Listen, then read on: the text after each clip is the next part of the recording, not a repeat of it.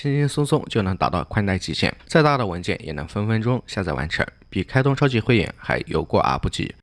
Hello， 大家好，我是阿五。阿五作为百度网盘的忠实用户，一直都没有放弃从网络上寻找能够免费不限速下载文件的工具，并不是因为会员太贵，而是像阿五这种几天甚至一周都下载不了几次文件的人来说，一次开通1个月的会员怎么想都不划算。所以如果有一款能够满足阿五这种低强度下载需求的免费下载工具出现，阿五会很是欢喜。而最近恰巧网上又出现了一款魔都网盘高速下载的新脚本，经过阿五实际测试，跑满带宽，轻轻松松。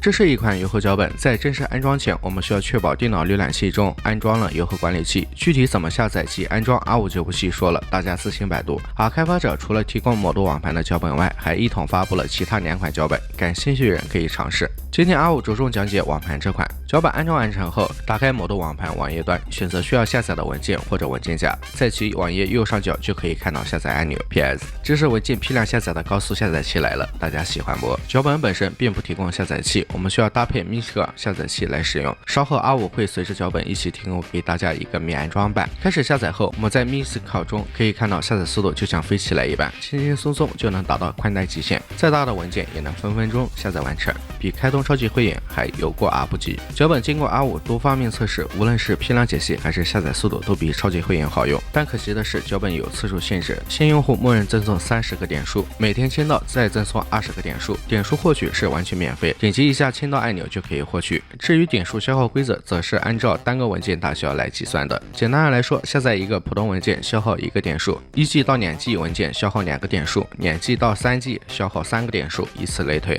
对此，阿五觉得这样也挺好，做出每天限制也能最大保护开发者的服务器，避免被大量白嫖党涌入举报，从而导致脚本快速失效。好了，今天的视频就到这里了，我是阿五，咱们下期视频再见，拜拜。